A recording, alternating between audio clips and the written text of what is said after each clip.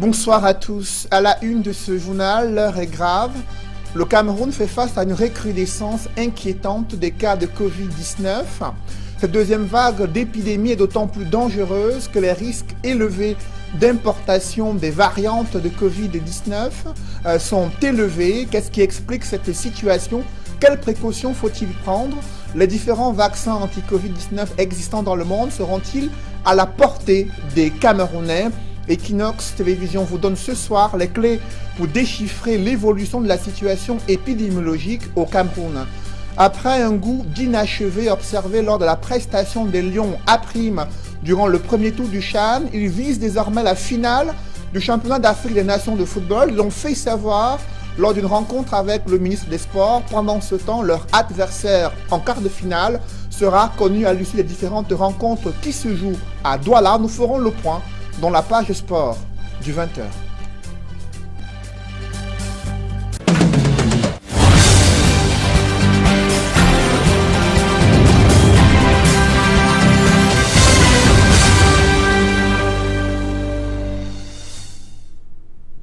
Merci de suivre cette édition complète de l'information sur Equinox Télévision. Durant toute la journée, la capitale Yaoundé a été privée d'électricité, ce qui a engendré de nombreux désagréments et d'importantes perturbations dans les activités économiques. Les résidents et habitants de Yaoundé n'ont pas manqué de déplorer cette situation alors que le Cameroun organise le CHAN 2021. D'autres précisions avec Joël Essengue et Gizogo. La gigantesque panne d'électricité qui frappe la capitale Yaoundé depuis 10 heures ce matin se poursuit et il est pratiquement 18 heures en ce moment. Et la ville est toujours privée d'électricité. Ici, nous nous trouvons à l'avenue du pape Jean-Paul II, du nom donc du célèbre homme d'église qui a visité le Cameroun. Et donc, cette place a été baptisée en son honneur. Et à cette heure-ci, ce sont effectivement de nombreuses lumières qui illuminent cette place qui, d'ordinaire, sert à de nombreux événements. Des événements notamment du parti au pouvoir, le RDPC, qui organise des meetings, mais c'est également une place forte de l'arrondissement de Yaoundé 2, puisqu'à notre gauche, nous avons exactement la sous-préfecture de l'arrondissement de Yaoundé 2 et beaucoup plus haut, le palais de congrès qui abrite également un certain nombre d'événements impressionnants dans la République et la capitale camerounaise. Il faut dire qu'en plein championnat d'Afrique des nations de football que le Cameroun abrite, c'est une panne qui met très mal à l'aise les habitants de la capitale qui nous ont expliqué leurs exaspérations. Très étonnant, nous ne savons pas, nous sommes en plein CHAN et puis bon, moi je rentre comme ça du travail, je voulais rentrer voir le match et puis bon, je ne sais même pas si allumer à la maison. J'ai déjà fait un message, déjà peut-être 3 messages à ma femme à la maison pour savoir s'il y a l'énergie là-bas. Donc on peut dire peut-être de ce côté-là aussi, ça serait peut-être pareil, je ne sais pas. Ça risque d'être un peu inquiétant, mais heureusement, comme j'ai suivi que la lumière a commencé à venir à certains endroits de la ville, ça nous rassure quand même. Et on veut que les choses s'améliorent davantage. Alors, il ne faut pas se tromper. Dans certains lieux de la capitale, comme ici au Sofitel Montfébé, où l'on aperçoit quelques lumières, ce sont les groupes électrogènes qui ont dû prendre la relève pour assurer un éclairage minimum. On ne sait pas très bien quelle sera la suite réservée à cette situation. En tout cas, la capitale Yaoundé reste plongée dans le noir malgré un communiqué de la Sonatrel qui rassure sur le fait que ces éléments sont en train de travailler. Sur l'avenue Jean-Paul II, au quartier Tinga à Yaoundé, Joël Essengue, Gizogo, Equinox Télévision. Et c'est en matinée que l'entreprise Eneo a tenu à informer ses clients sur le fait que la distribution de l'électricité est perturbée par un incident majeur survenu sur le réseau de transport. Et l'entreprise a appelé les Camerounais à faire preuve de patience le temps de la reprise progressive des ouvrages par Sonatrel, conjointement avec les équipes d'Eneo. Et la Sonatrel qui a fait savoir qu'il y a eu un effondrement du réseau interconnecté sud survenu à la suite des incidents sur la ligne Sonloulou-Logbaba et la ligne Sonloulou-Mangombe impactant Yaoundé, Douala et d'autres villes du Cameroun. Selon la communication de Sonatrel, les manœuvres du découplage de la centrale de Sonloulou sont en cours. La centrale DDA a été mise à contribution pour la stabilisation de la tension, fait savoir ces différentes entreprises en charge de l'électricité au Cameroun, la distribution de l'énergie électrique et le transport de l'électricité dans la ville de Douala. L'énergie électrique est revenue progressivement dans certains quartiers de la capitale économique du Cameroun. Et restons à Douala, où des étudiants ont eu du mal à suivre les cours à l'université et pour cause, nombreux de leurs enseignants ont observé le mot d'ordre de grève en raison du non-paiement dans les délais impartis de la prime de recherche comptant pour le 4e trimestre. D'autres ont pu avoir des cours de travaux dirigés, mais la plupart ont posé ce problème des désagréments liés à l'absence des enseignants dans les amphithéâtres de l'université de Douala. Des précisions avec nos reporters Faral Bounia et Cédric Ding. Des amphithéâtres de l'université de Douala désertés par des enseignants. C'est l'image à laquelle les étudiants ont eu droit ce matin. Et pour cause, le mot d'ordre de grève initialement lancé par le syndicat national des enseignants du supérieur a été mis en application ce jour. Effectivement, le mot d'ordre de grève qui a été lancé par le BEN, à savoir le Bureau exécutif national du SINES, est bel et bien respecté à l'université de Douala en particulier, mais également dans les autres universités d'État. Nous demandons deux choses. D'abord, le paiement de la prime spéciale. Cette prime qui a été allouée aux enseignants-chercheurs des universités d'État par le président de la République. Deuxièmement, nous demandons également le paiement des différentes prestations académiques dues aux enseignants dans les différents établissements des universités d'État. Une situation qui met à mal les étudiants qui voient leur programme d'études complètement chamboulé. J'étais censée avoir cours à 11 h.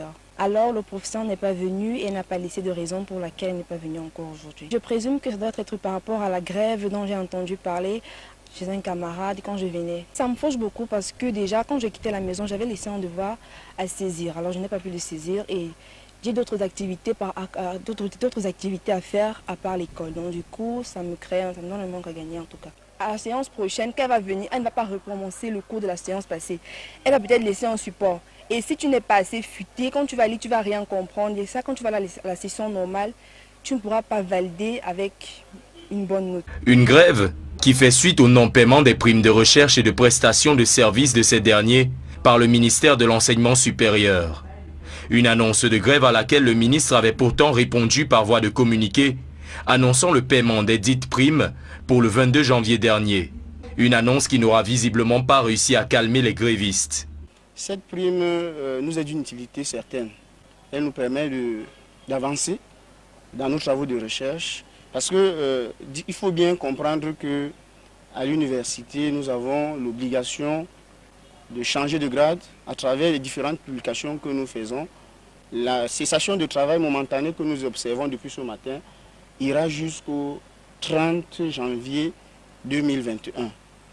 Alors, c'est une indication du BEN. Alors, si le gouvernement, notamment notre ministère de tutelle ne réagit pas, il appartiendra au BEN de nous indiquer la conduite à tenir. Une désertion des salles de cours qui ira jusqu'au 30 janvier prochain et que les enseignants pourraient bien prolonger jusqu'à ce que leur situation soit régularisée. Selon ces responsables du syndicat national de l'enseignement supérieur, le mot d'ordre est respecté à l'université de Yaoundé 1 malgré le début de paiement de certaines prestations académiques. Les responsables du SINES affirment que le débrayage se poursuivra jusqu'à ce que tous les enseignants perçoivent leur dû. C'est le constat que font Emmanuel Diop et Aïk Cyril dans ce reportage.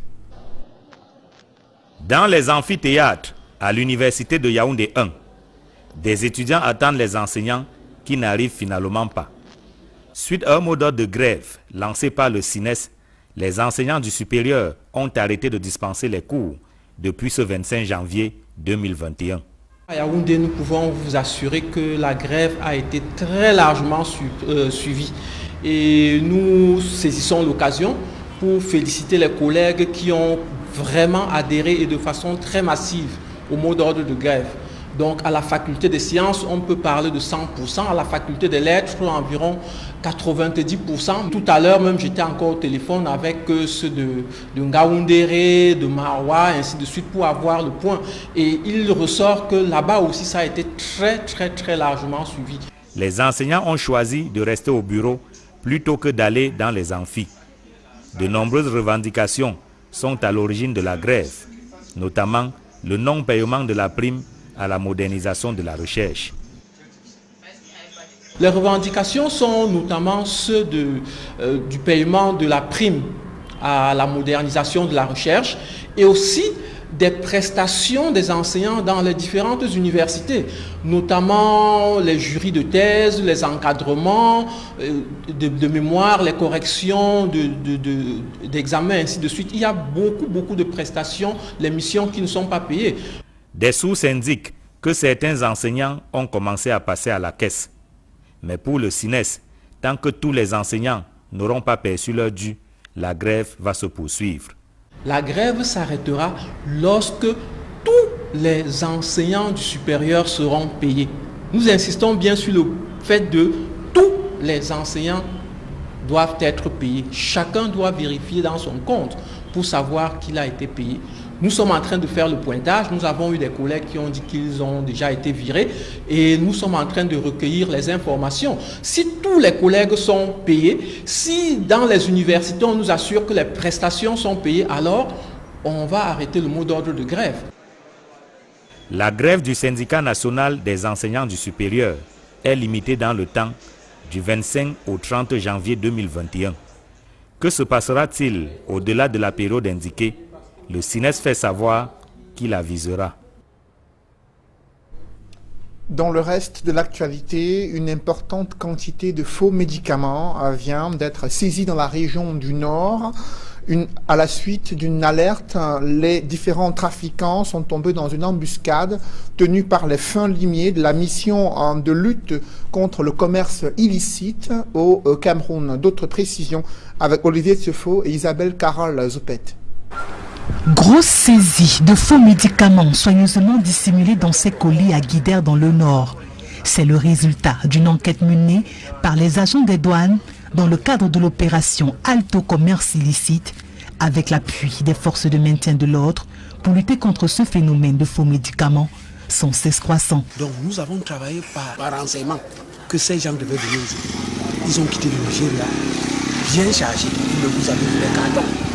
Et on s'est mobilisé, on a tendu les pièges et heureusement ils ont tombé dans notre filet. Ces faux médicaments qui seraient en provenance du Nigeria à destination des marchés pour être écoulés frauduleusement constituent un véritable danger pour l'organisme.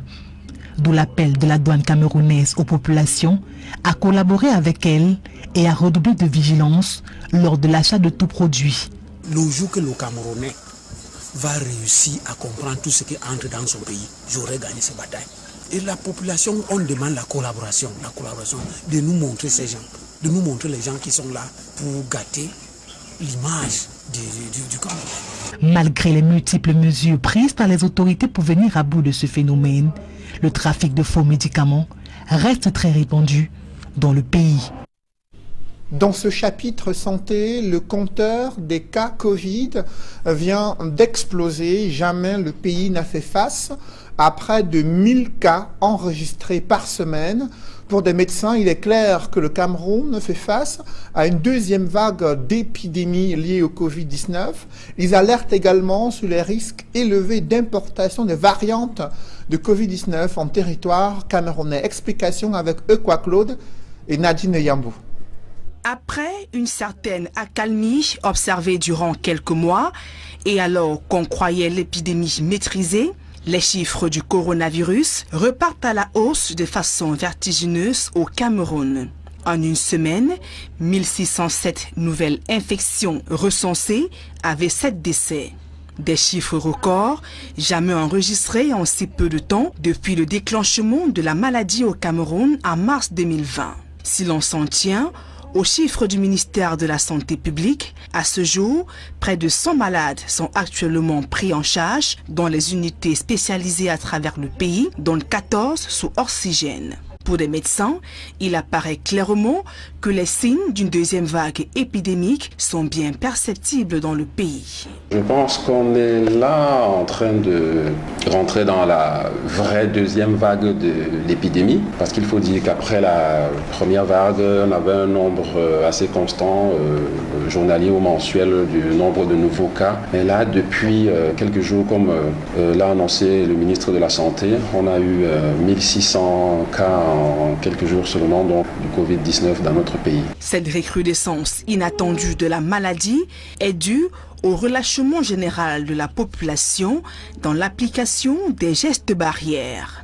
Les médecins appellent à une plus grande vigilance et prudence. Il faut être très prudent. C'est pour cela que l'ensemble des mesures recommandées et dictées par le gouvernement doivent être respectées. Il faut peut-être continuer la sensibilisation pour que les populations comprennent qu'il est important d'avoir son masque, qu'il est important d'être distant l'un de l'autre. La vigilance et la prudence devraient être plus accrues au moment où de nouvelles souches de coronavirus ont fait leur apparition dans certains pays d'Europe et même d'Afrique.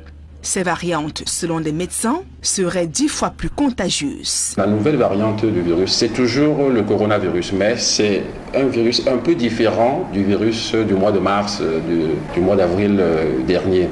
Alors qu'est-ce qui se passe? Quand le virus rentre dans un organisme, il se multiplie plusieurs fois, son ADN change et il peut arriver donc que la souche ou bien le variant qui est obtenu au bout de la chaîne soit peut-être moins virulent ou alors plus virulent et des caractéristiques différentes du variant initial. Si les mutations du virus sont naturelles et même aléatoires, certaines, d'après des médecins, pourraient être plus résistantes au traitement et compliquer la prise en charge. Donc c'est ça la crainte donc, des autorités sanitaires, que les services de santé soient surchargés et que la prise en charge et des malades de Covid et des malades habituels ne soit pas bonne et que le taux de mortalité ou de complications soit plus important. Donc c'est ce qu'il faut craindre avec cette nouvelle variante. Et moi je pense que ça va arriver si ce n'est pas encore là. Peut-être on n'a pas des moyens assez sophistiqués pour séquencer le virus et voir s'ils sont déjà là. Le Cameroun étant encore à l'abri des variantes du virus présentes au Royaume-Uni, en Afrique du Sud et même au Nigeria voisin, mais les risques d'importation guettent le Cameroun au regard du flux important des échanges commerciaux entre ces pays. Des spécialistes de la santé lancent un appel au renforcement du dispositif sanitaire aux portes d'entrée du Cameroun. Face à la résurgence de la pandémie de Covid-19, le Cameroun se prépare à introduire un vaccin anti-Covid.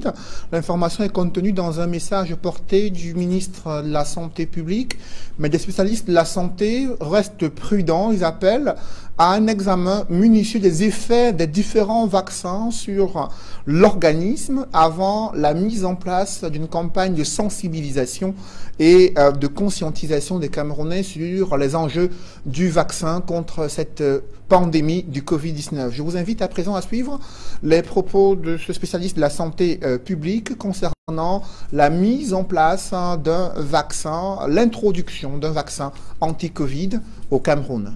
Plusieurs vaccins sont actuellement utilisés dans les pays occidentaux et ces vaccins seraient efficaces d'après les premières études qui ont permis la production de ces vaccins et on espère que ce sera vraiment ça dans la réalité parce qu'il faut encore un peu de recul voir si dans ces pays où on est en train de vacciner de façon massive, est-ce que dans les prochaines semaines on va observer une diminution de la fréquence ou de la prévalence de la maladie. Auquel cas, pourquoi le Cameroun ne s'inscrirait pas dans cette démarche?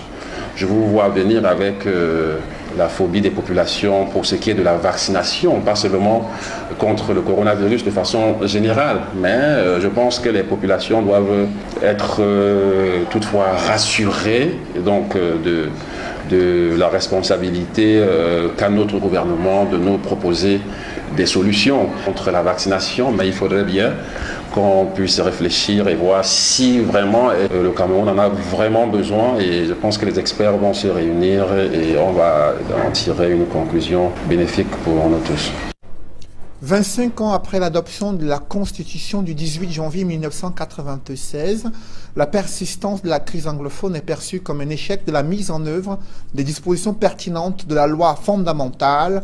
Des politiques, notamment ceux de l'opposition, critiquent le pouvoir en place, lui reprochant d'avoir mis en œuvre ces institutions dans le but de s'éterniser à la tête du Cameroun. Faux retorque la militante du parti au pouvoir, qui se félicite de l'architecture institutionnelle qui correspond aux attentes fixées lors de l'adoption de la Constitution du 18 janvier 1996. Le regard croisé des acteurs politiques, c'est dans ce reportage que signe Flavien Valondongo.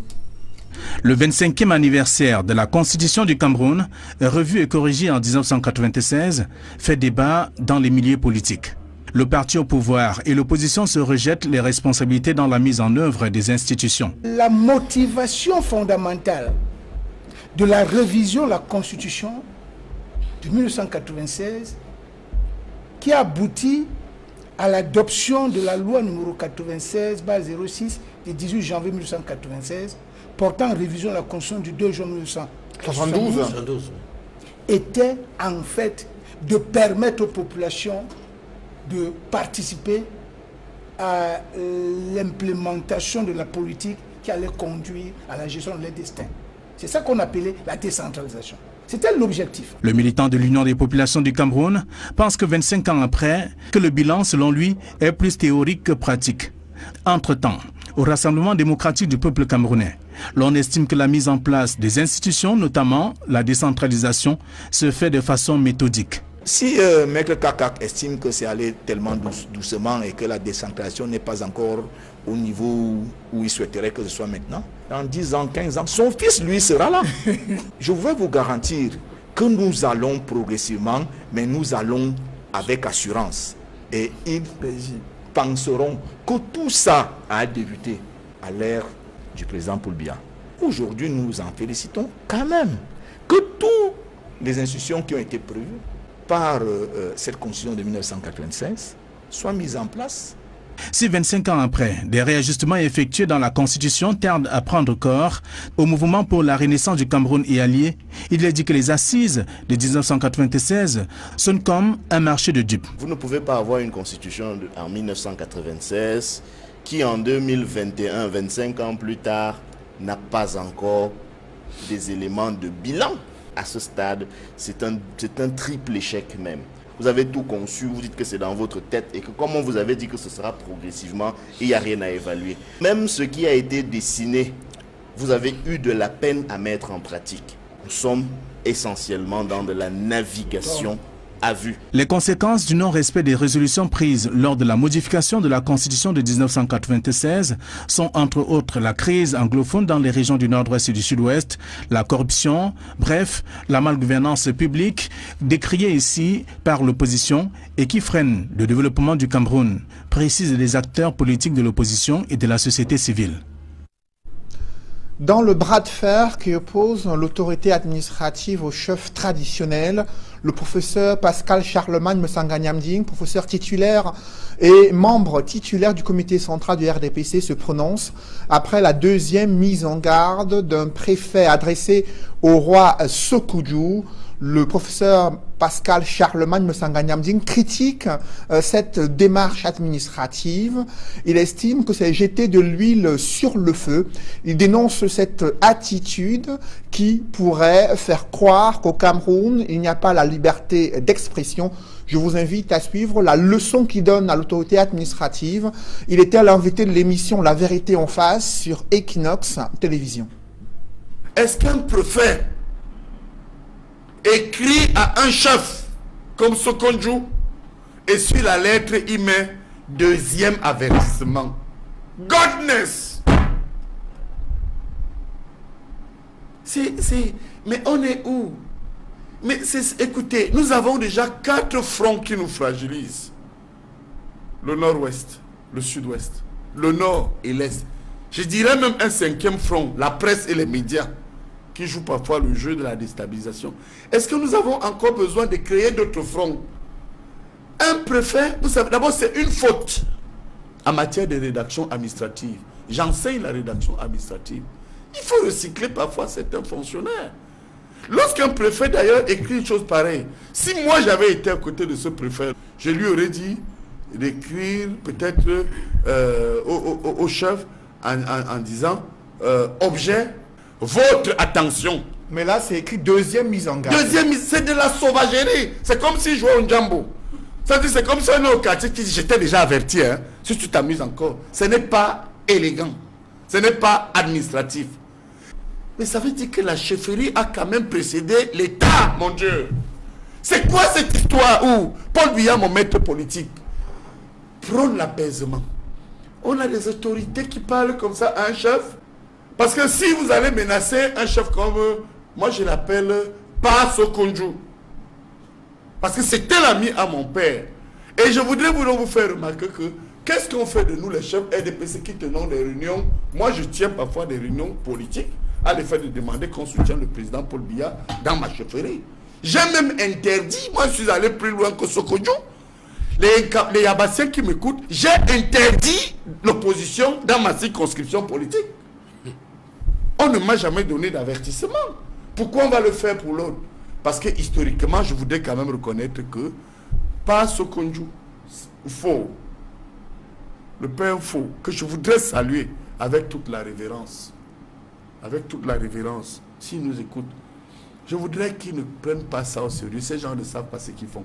Ce sont des petits pushistes qui veulent renverser le président et qui veulent que les Bamileke se soulèvent contre le président.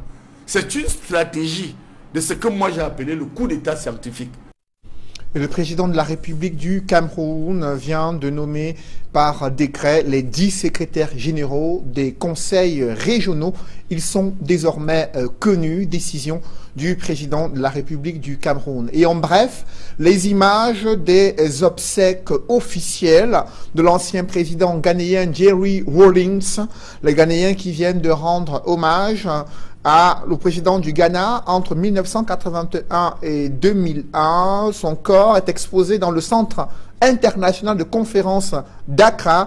Rawlings est décédé le 12 novembre 2020 à l'âge de 73 ans. Il sera inhumé lors des funérailles nationales le 27 janvier. Une procession dans le centre international de conférence d'Accra pour rendre hommage à une figure emblématique du Ghana et du continent africain.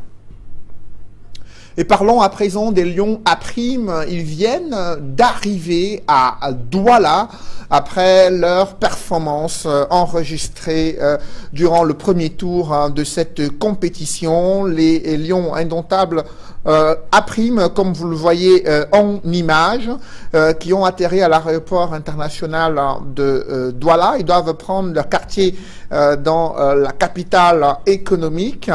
Ils joueront samedi prochain les quarts de finale contre un adversaire dont l'identité sera connue ce soir à l'issue de la 3e journée dans le groupe B. Vous le voyez, l'accueil réservé à ces Lions indomptables à prime qui participent à cette compétition. Et ils doivent percevoir 4 millions de francs CFA au lendemain de leur qualification pour le second tour du CHAN 2021. L'annonce est du ministre du Sport après un goût d'inachevé observé lors de leur prestation durant le premier tour. Ils visent désormais la finale du championnat d'Afrique des nations de football. Des précisions avec Emmanuel Diop et Ike Cyril. Une partie de baby-foot pour certains joueurs.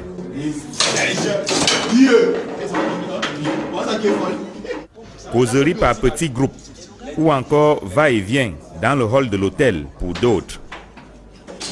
Le réveil est plutôt décontracté pour les Lions à prime. Mais cette ambiance tranche net avec l'atmosphère qui a prévalu la veille dans les vestiaires après le match contre le Burkina Faso.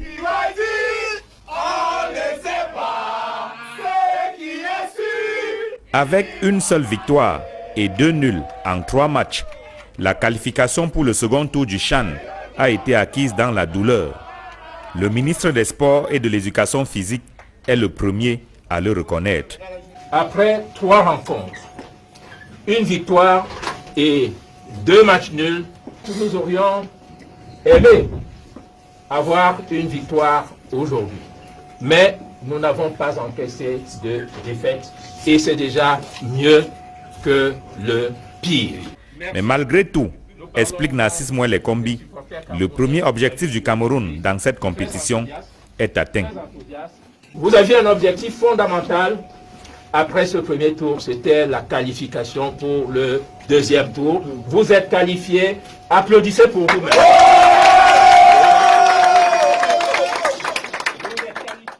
L'appétit venant en mangeant, le Cameroun vise désormais la finale le 7 février prochain. Il n'est pas question que l'on reste, puisque l'objectif final c'est quoi? L'objectif final c'est quoi? L'objectif c'est le 7 février, mais l'on ne précise pas s'il s'agit de disputer simplement la finale ou s'il s'agit de la gagner. En attendant, il faut délier les cordons de la bourse. Les Lions A' reçoivent une dotation spéciale de 4 millions de francs CFA en guise de prime de qualification au second tour. Pour vous motiver davantage, c'est vrai que dernièrement nous avions dit, en cas de victoire, nous doublons la première prime spéciale du chef de l'État, du président Paul Biya. Mais puisque vous avez été qualifié, nous vous allouons une prime spéciale de 4 millions de francs.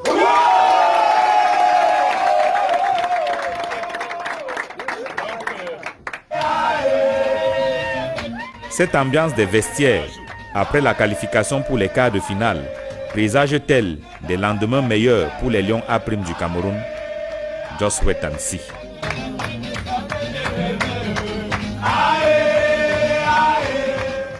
Et qui sera l'adversaire des Lions A' durant les quarts de finale entre le Congo, la Libye, le Niger et la République démocratique du Congo?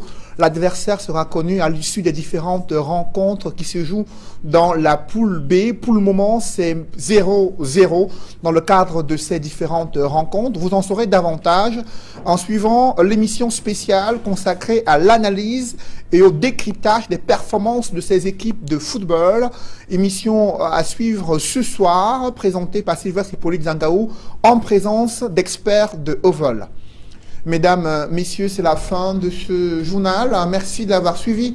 Juste après cette édition de 20h, retrouvez Serge Alain Autou et ses invités pour le débrief du journal sur le plateau d'Equinox Soir. Serge Alain. Paiement de la 4e tranche de la prime spéciale à la modernisation de la recherche. Des sources font état d'un début de paiement.